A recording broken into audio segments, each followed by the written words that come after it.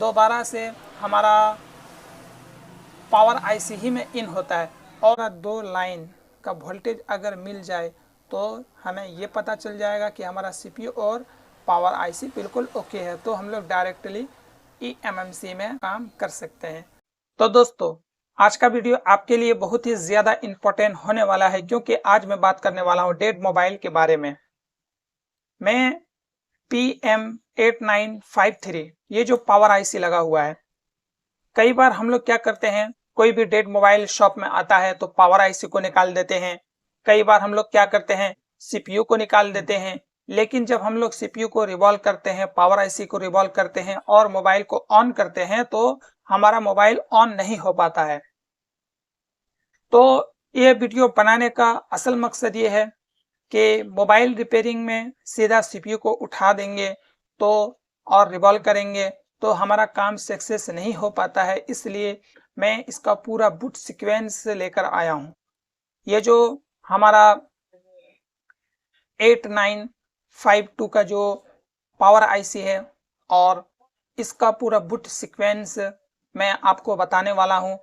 अगर ये वीडियो आप पूरा देखेंगे तो आपको ये पता चल पाएगा कि जैसे यहाँ पर DC to DC charging IC है, ये चार्जिंग आईसी जो है वो आपका ख़राब है कि नहीं है, उठाने से पहले चेक करेंगे तो आपको पता चलेगा। जैसे हमारा पावर आईसी है, पावर आईसी सही है कि नहीं है, आप उसको निकालने रिवॉल्व करने से पहले ही पता कर पाएंगे। आपका जैसे यहाँ पर सीपीयू है, ये सीपीयू आप अगर ये वीडियो पूरा देखेंगे तो सीपीयू खराब है कि नहीं है आपको पता चले जाएगा। तो वीडियो आपका बहुत ज़्यादा हेल्पफुल होने वाला है। तो वीडियो को अगर आप पूरा देखेंगे तो आप वीडियो में बने रहें, और अगर आप पूरा नहीं देखना चाहते हैं तो आप इस वीडियो को यहीं पर स्किप कर दें। तो वीडियो मैं शुरू करता हूं, और शुरू करने से पहले मेरी बस आपसे एक रिक्वेस्ट है कि अगर आपने अभी तक मेरे चैनल को सब्सक्राइब नहीं किए हैं तो चैनल को सब्सक्राइब करके नोटिफिकेशन को ऑन कर लीजिए, आपकी बड़ी मेहरबानी होगी। तो अब हम लोग चलते हैं। सबसे पहले ये हमारा PM8953 का जो पावर आईसी है, इसका पूरा बूट सीक्वेंस हम लोग समझेंगे कि जब भी कई बार हम लोग का शॉप में, दुकान में डेड मोबाइल आता है तो समझ में नहीं आता है कि हम लोग चेक कहाँ से करें। तो इस वीडियो में मैं शुरू से आपको बताने वाला हूँ। तो ये जैसे हमारा चार्जिंग पत्ता लगता है जिसमें 5 वोल्ट की सप्लाई आकर के यहाँ पर इन होती है, और बीबस का यहाँ पर एक टेस्ट पॉइंट दिया गया है, इसमें 5 वोल्ट की सप्लाई आपको चेक करनी होती है। तो अब हम लोग चलते हैं और देखते हैं स्कीमेटिक में कि हमारा जो ये कनेक्टर है, कनेक्टर जी के पास जो हमारा ये नंबर है, जे से ये कनेक्टर नाम होता है, तो इसको एक बार क्या करेंगे, हम लोग कॉपी करेंगे। कॉपी करने के बाद हम लोग स्कीमेटिक में जाएंगे। स्कीमेटिक में जाने के बाद यहाँ पर हम लोग क्लिक करेंगे तो यहाँ पर आप कनेक्टर पूरा गिन सकते हैं। ये टोटल कनेक्टर है का पिने है, तो ये पिन में हमें जो लाइन चेक करना है वो चेक करना है बीबस लाइन। तो यहाँ पर जैसा कि आप देख पा रहे हैं ये हमारा बीबस लाइन है, जिसमें 5 वोल्ट की सप्लाई यहाँ से आउट होती है, और ये कहाँ जाता है उसको एक बार आपको देखना है। तो ये हमारा बीबस लाइन देखते हैं कहाँ पर जा रहा है। तो ये हमारा क्या है, तो यहाँ पर एक आईसी लगा हुआ है जो कि बीबस लाइन यहाँ पर आकर के इसमें इन होता है, और इन होने के बाद ये कौन सा आईसी है, ये ओवीपी आईसी है, जो कि हम लोग इसको ओवर वोल्टेज प्रोटेक्शन आईसी इसको कहते हैं। इसका काम क्या होता है, 5 वोल्ट से जायद अगर चार्जिंग पत्ते की तरफ से आ जाए तो ये 5 वोल्ट से जायद ये आउट नहीं करता है। इन तो अपने अंदर कर लेगा लेकिन आउट नहीं करता है। तो यहाँ से ये हमारा 5 वोल्ट की सप्लाई चेक करनी होगी।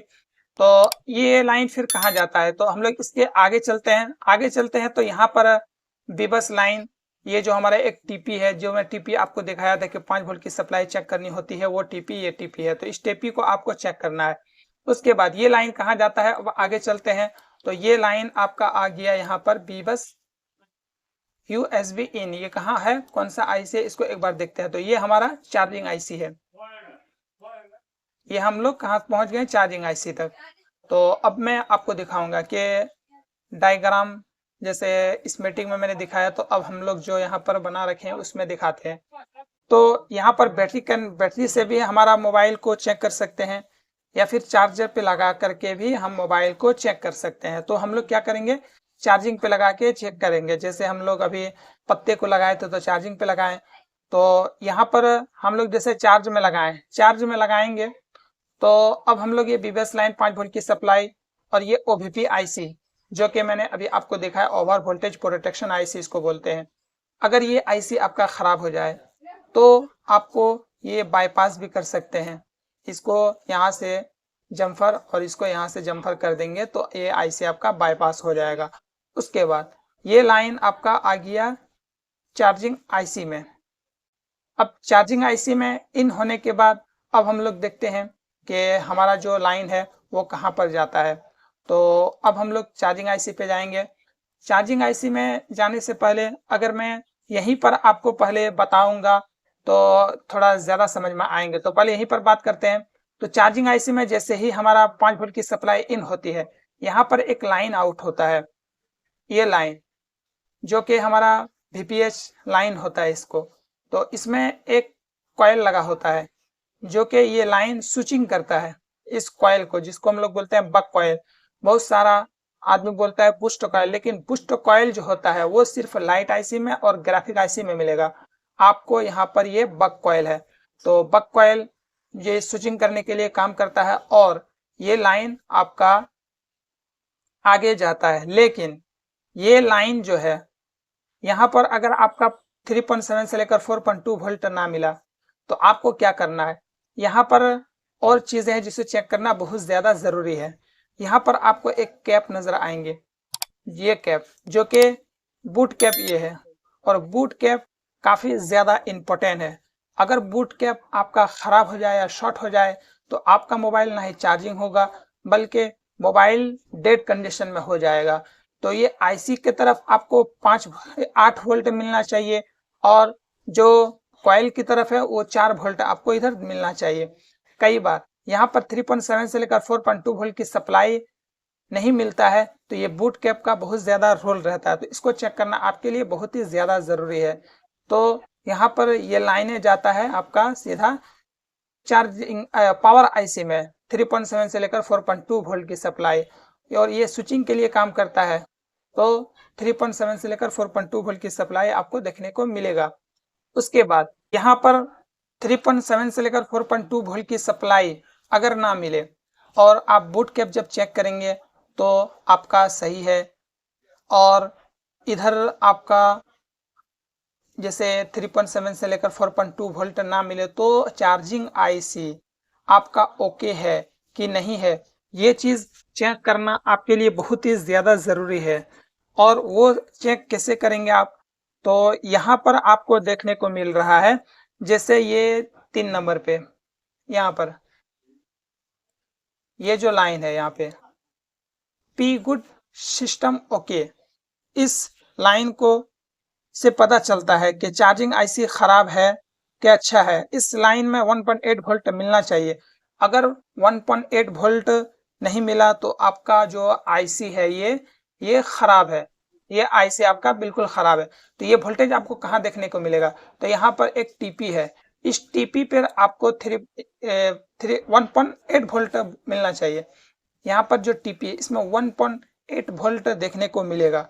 अगर यहाँ पर 1.8 वोल्ट नहीं मिला तो आपका चार्जिंग आईसी खराब है, इसको आपको बदलना पड़ेगा। तो अब हम लोग चलते हैं इस मीटिंग में और वहां पर आप लोग को दिखाते हैं कि ये जो स्विचिंग कॉइल है ये सब कहाँ पर से इन होता है, कहाँ पर जाता है। तो जैसे हमारा ये चार्जिंग आईसी है, चार्जिंग आईसी में हम लोग आ गए। अब यहाँ पर 3.7 से लेकर 4.2 वोल्ट की नहीं, ये तो बेबस लाइन है, 5 वोल्ट की सप्लाई इसमें इन हुआ।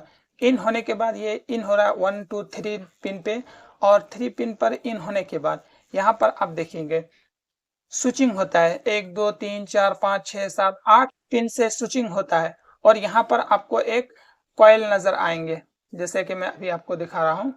यहाँ पर एक कॉइल आपको नजर आएंगे, ये कॉइल को ये लाइन स्विचिंग करता है। उसके बाद ये लाइन जो है दोबारा से हमारा पावर आईसी ही में इन होता है और वीपीएच पावर लाइन को चालू करता है। तो यहाँ से वीपीएच पावर लाइन आउट हुआ और यहाँ से एक लाइन देख पाएंगे बूट कैप, जो कि 105 नंबर पिन से जुड़ा है। और ये बूट कैप जो है, इसे चेक करना आपके लिए बहुत ज़्यादा ज़रूरी है, जैसे मैंने अभी बताया। तो इस सिरा में जब आप चेक करेंगे तो 8 वोल्ट मिलेगा और इस सिरा में आपको 4 वोल्ट देखने को मिलेगा। तो ये लाइन यहाँ से इन होता है और बहुत सारे सेक्शन में जाता है, नेटवर्क सेक्शन, लाइट सेक्शन, हर सेक्शन में जहाँ पर जितना भी नंबर दिया गया उतना जगह जाता है। तो एक बार हम लोग क्या करते हैं, यहाँ पर जो बूट कैप लगा है इसको एक बार हम लोग चेक करते हैं कि ये बूट कैप कहाँ पर है। तो इसको कॉपी करना है, कॉपी करने के बाद आपको लेआउट में आना है, लेआउट में आने के बाद यहाँ पर पेस्ट करना है।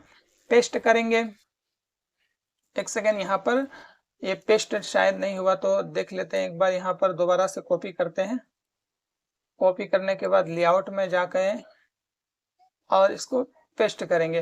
पेस्ट जब करेंगे तो यहाँ पर आपको नजर आएंगे एक कैपेसिटर। ये कैपेसिटर जो है ये काफी ज्यादा इंपॉर्टेंट है।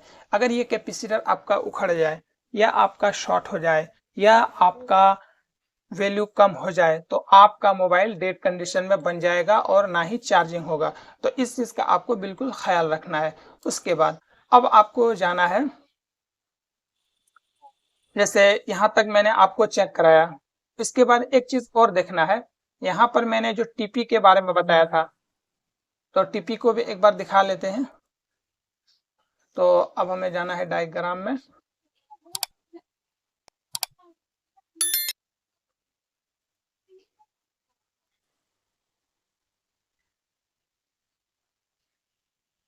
यहाँ पर नीचे आपको आना है और नीचे आने के बाद यहाँ पर पी गुड सिस्टम ओके जो मैंने बताया था, तो इसमें आपको क्लिक करना है। क्लिक करने के बाद आगे जाना है। आगे जाएंगे तो यहाँ पर आपको एक टीपी नजर आएंगे। तो इस टीपी पर आपको 1.8 वोल्ट आपको मिलना चाहिए, जो कि बहुत ही ज्यादा जरूरी है। अगर यहाँ पर ये टीपी पर अगर आपको 1.8 वोल्ट नहीं मिला तो आपका जो आईसी है उसको रिप्लेस करना पड़ेगा ये टीपी पर। तो इसको भी मैंने आपको दिखाया। अब हम लोग चलते हैं फिर डायग्राम में और देखते हैं। यहाँ पर इतने सारे चीजें आपका मैंने पूरा बताया। अब देखते हैं कि अगला स्टेप में यहाँ पर कौन सा वोल्टेज बनता है। यहाँ पर मैंने तो एक एक करके बताया, लेकिन वोल्टेज जो आगे दिखाऊंगा ये हमारा सबसे पहले वीपीएच पावर लाइन जो 3.7 से लेकर 4.2 वोल्ट की सप्लाई अपने अंदर इन होता है। उसके बाद सबसे पहले जो लाइन बनाता है S4, यहाँ पर S4 बनाता है, जो कि इस लाइन में आपको चेक करना है 2.05 वोल्ट। उसके बाद जो वोल्टेज बनता है वो बनता है GPIO। इसका जो मतलब होता है जनरल पर्पस इनपुट आउटपुट, ये हमारा सीपीयू का भाग होता है। और इस लाइन को चेक करना बहुत ज्यादा जरूरी है। उसके बाद जो लाइन हमारा सप्लाई बनता है वो बनता है S7। S7 इसको कहते हैं VDD MEM, जिसमें वोल्टेज 0.915 वोल्ट मिलना चाहिए। उसके बाद जो लाइन हमारा इसमें बनता है वोल्टेज वो S2 का बनता है और इसमें जो नाम होता है इसका VDD कोर होता है और 0.86 वोल्ट हमें देखने को मिलेगा इस लाइन में। उसके बाद जो हमारा अगला वोल्टेज बनता है वो बनता है S5 S6, जो कि 0.86 वोल्ट बनता है, जो ADD APC के लिए बनता है। उसके बाद अगला स्टेप में हमारा जो वोल्टेज बनता है MPP 1.225 वोल्ट बनता है। इसे भी हम लोग अभी दिखाऊंगा कि कहाँ पर MPP का लाइन बनता है। उसके बाद अगला वोल्टेज जो हमारा बनता है वो बनता है वीरेज L5 1.8 वोल्ट। वीरेज इसको कहते हैं वी रेगुलर और ये एनेबल होता है, ये एनेबल होता है।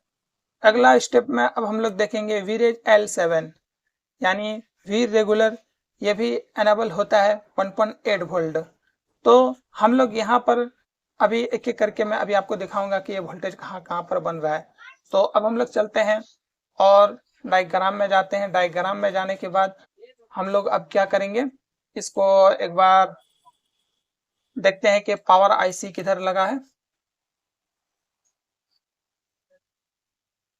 पावर आईसी का कोड है, उसको हम लोग यहाँ से क्लिक करेंगे और डायग्राम में जाकर के यहाँ पर पेस्ट करेंगे। पेस्ट करने के बाद ये हमारा पावर आईसी में आ गए। ये हमारा बी सेक्शन है, तो हम लोग जाएंगे अपना पावर सेक्शन में। तो ये हमारा GPIO का सेक्शन है और ये हमारा ग्राउंड का सेक्शन है और ये हमारा जो डी सेक्शन जो हमारा बक सेक्शन है वो सेक्शन में हम लोग आ गए। तो अब हम लोग यहाँ पर चेक करेंगे। जैसे सबसे पहले मैंने क्या बताया था आपका कि S4 बनता है, तो यहाँ पर देखते हैं कि S4 किधर है। तो यहाँ पर S4 आपको नजर आएंगे, S4 38 नंबर पिन से। और ये हमारा एक कॉइल लगा हुआ है और इसमें जब हम लोग वोल्टेज चेक करेंगे तो S4 2.05 वोल्ट, इसको हम लोग क्या बोलते हैं, हायर LDO।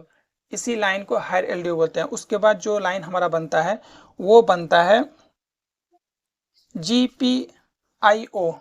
तो एक बार देखते हैं कि GPIO किधर है। तो GPIO का जो लाइन है वो मैंने आपको अभी दूसरा सेक्शन में गया था वहां पर था, तो एक बार उसको भी देख लेते हैं। GPIO, तो यहाँ पर ये लाइन आपको नजर आएंगे GPIO। तो ये जो लाइन है ये यहाँ पर इसको जो general purpose input output volt होता है, ये इसका एक ब्लॉक है, यानी आप इसे CPU का भाग भी कर सकते हैं। तो इस लाइन को देखना है। उसके बाद अगला वोल्टेज जो बनता है मैंने आपको दिखाया था।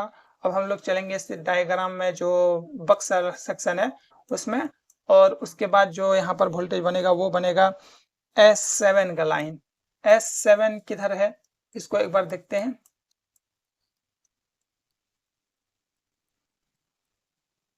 S7, और इसमें भी आपका 0.915 वोल्ट देखने को मिलेगा।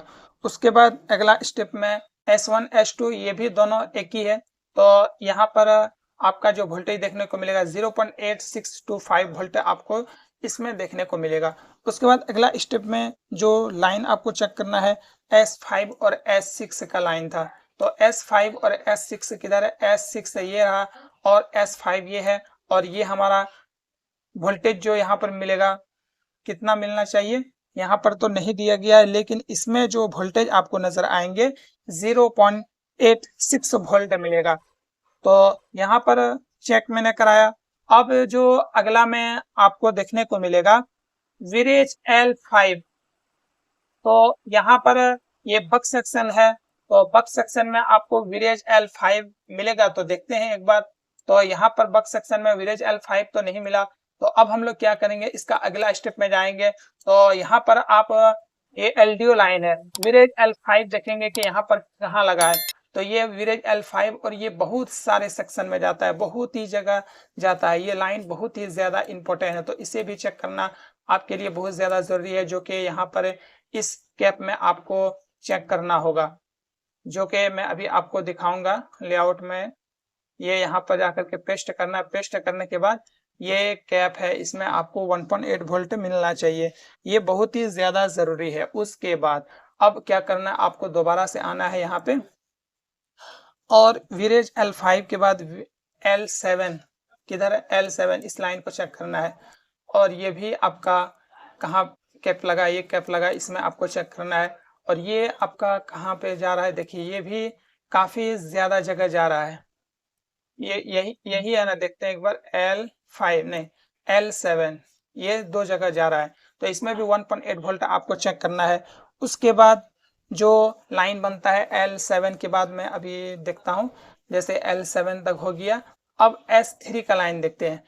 S3 का जो लाइन होता है ये बहुत सारा जगह जाता है। ये L5 देखिए, ये MC में जा रहा है, CPU में भी जा रहा है।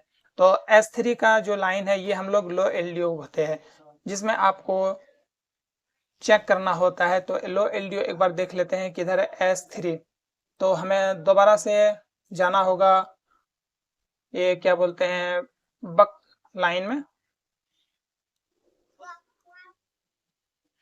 किधर है हम लोग का यहाँ पे, जैसे ये तो चार्जिंग आईसी हो गया AL7। ये दोबारा से हम लोग क्या करेंगे, जो हमारा पावर आईसी है इसको कॉपी करेंगे। कॉपी करने के बाद यहाँ पर जाने के बाद पेस्ट करना है और देखना है। तो ये हमारा बी सेक्शन है, तो हम लोग बक्स सेक्शन में जाना है।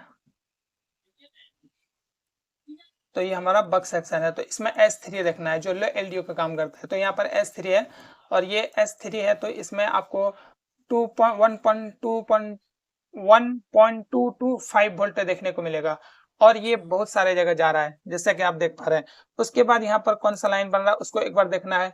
तो इसके बाद यहाँ पर उसके बाद S3 के बाद यहाँ पर विरेज L13 3.0, L8 2.9, विरेज L11 2.95 volt, BB clock 19.2 megahertz का लगा होता है। उसके बाद यहाँ पर जो हमारा रिसेट का लाइन होता है, PS होल्ड का लाइन होता है। तो इन सारे लाइनों को मैं अभी आपको दिखाने की कोशिश करूंगा। तो अब हम लोग चलते हैं अपना स्कीमेटिक में। स्कीमेटिक में जाएंगे और यहाँ पर देखेंगे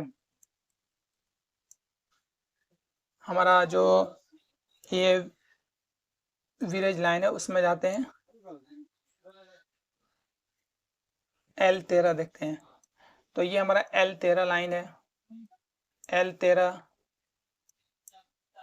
जो कि 3.075 वोल्ट देखने को मिलेगा और इस लाइन को भी चेक करना आपके लिए बहुत ज़्यादा ज़रूरी है। उसके बाद अब जो हमें देखना है L8 देखना है, वो कहाँ पर है, ये यहाँ पर लाइन है। इसको भी आपको चेक करना बहुत ज़्यादा ज़रूरी है, ये भी काफ़ी इंपॉर्टेंट होता है जिसमें 2.9 वोल्ट देखने को मिलेगा। उसके बाद L11 चेक करना है, ये भी लाइन को चेक करना बहुत ज़्यादा ज़रूरी है।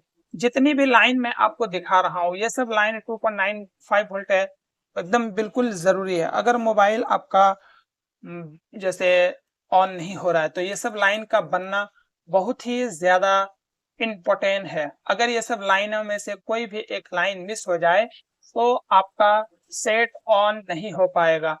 चाहे आप पावर आईसी को बार बार रिवॉल्व कर लें या आप पावर आईसी को बदल डालें, लेकिन आपका ये लाइनें नहीं बनेगा तो आपका सेट ऑन नहीं हो पाएगा। तो दो लाइन बाकी रह गया, एक तो हमारा ये लाइन बाकी है रिसेट आउट और PS होल्ड का लाइन। तो अब हम लोग क्या करेंगे, अब जाएंगे और इन दो को चेक करते हैं और देखते हैं कि कहाँ पर ये हमारा लाइन लगा हुआ है। तो अब हम लोग का यहाँ पर आएंगे और PS होल्ड का जो हमारा लाइन है इसको डबल क्लिक करेंगे। डबल क्लिक करेंगे और देखते हैं कि ये हमारा कहाँ पर जा रहा है। तो यहाँ पर एक TP है, इस TP पर आपको 1.8 वोल्ट की सप्लाई अगर मिल जाए तो आपका IC बिल्कुल ओके है। तो अब हम लोग क्या करेंगे, इसको लेआउट में जाके देखते हैं कि ये कहाँ पर लगा है।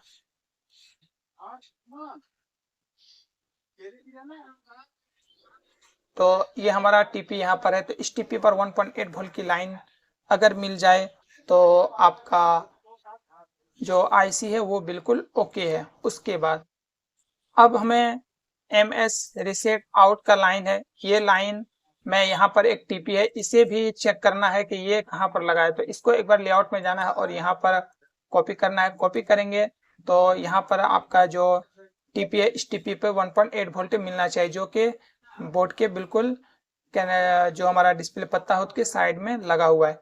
तो इन दोनों जो TP है इससे क्या पता चलेगा, अगर यहाँ पर हमारा दो लाइन का वोल्टेज अगर मिल जाए तो हमें ये पता चल जाएगा कि हमारा CPU और पावर IC बिल्कुल ओके है। तो हम लोग डायरेक्टली eMMC में जो है वो काम कर सकते हैं। तो अगर आपको वीडियो अच्छा लगा हो तो चैनल को ज़रूर से ज़रूर सब्सक्राइब करें, आपकी बड़ी मेहरबानी होगी।